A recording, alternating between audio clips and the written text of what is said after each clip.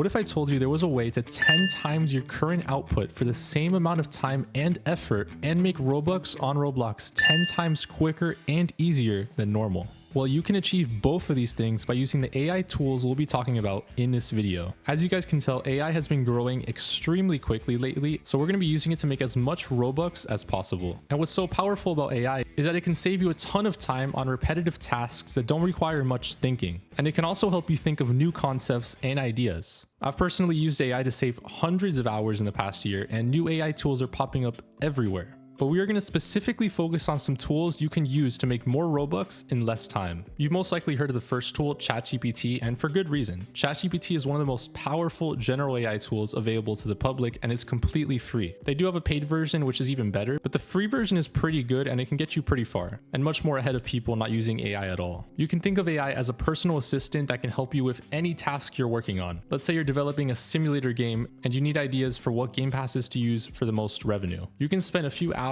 researching different simulators in your niche and asking around, and eventually you'll settle on a few game passes. Or you can simply ask GPT to give you some game pass ideas for your game and then explain the game concept in detail to the AI and let it brainstorm for you. This might not give you the exact answers you want the first time, but if you work with the AI and you continue to communicate with it, giving it the right context, eventually you will have the game passes that you need and save hours of time. As you can tell, AI can save a ton of time for developers, and I haven't even mentioned that it can script for you. But before that, let's talk about commissions. Because commissions are one of the most popular Robux methods, and you guessed it, AI can save a lot of time here too. For example, you can use DALL-E or Midjourney, which are two image creator AIs, to help give you ideas for art that you're making for someone. They can help you generate concepts or backgrounds that can serve as starting points and lead you in the right direction. Maybe it gives you a unique way to draw something that you didn't think of, or it just sparks something in your head. You can even ask it to analyze your work and give suggestions based on what the buyer wants, or suggest editing styles that align with your aesthetic. It's a powerful tool, but make sure it doesn't take over and just do the art for you, because AI art tends to not feel as authentic as real art by an artist. This all applies for GFX, by the way, too. So I mentioned scripting earlier, and yes, you can use AI for scripting either for commissions or if you're developing your own game. And scripting is one of the most important parts of a game, and sometimes people just don't feel like learning the world of scripting, or they might be lazy. Luckily, you can use AIs like GPT or Claude to generate scripts for you, and they actually work pretty well. Now, you should expect a lot of errors and for it to not work the first try, but if you send the error to the AI and you keep communicating with it, eventually it will fix itself and the script will work.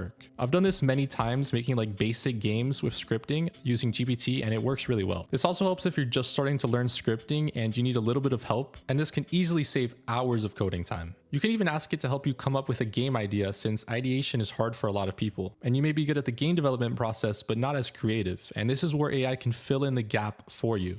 I asked AI to come up with a creative game idea, and it gave me a game where you need to journey through different time periods repairing broken eras, like a prehistoric era, medieval era, and future era with unique challenges and dangers, and it went really in detail. This can easily save hours, and it's much more effective when you give it a direction to go towards, such as obby games, a simulator, or a specific challenge, and then work around that. One method that I personally know very well is using AI with content creation, and I do this all the time, and it's very helpful. And creating content online is something that's essential to making money online and Robux, because it's one of the best and only ways to get eyes on your product and what you're creating, which will lead to sales and money. So I use AI frequently to assist with creating videos, but I don't just give the video to the AI and ask it to make the whole thing for me. There's a big difference. AI is best used when assisting you with repetitive tasks like coming up with video ideas, analyzing video performance, or creating scripts. It's good at making frameworks to help get you ahead and save time for important tasks like design choices and the direction of your videos. AI is really good at either coming up with video ideas or leading you to video ideas. You can simply ask it to give you a ton of ideas about a certain topic and start adjusting based on those results.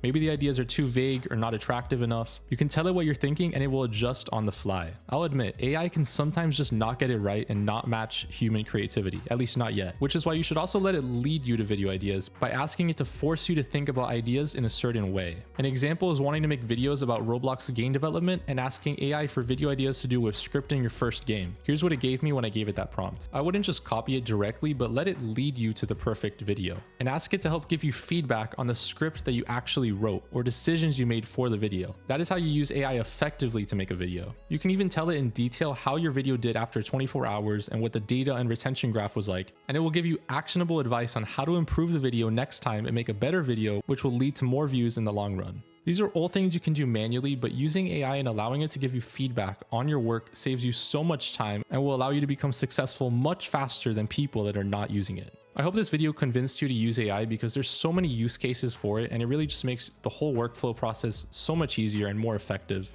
And I'm going to be releasing a full guide, like an actual long form video on how to use AI in even more cases very soon. So stay tuned for that. Watch this video next. YouTube thinks you'll like it.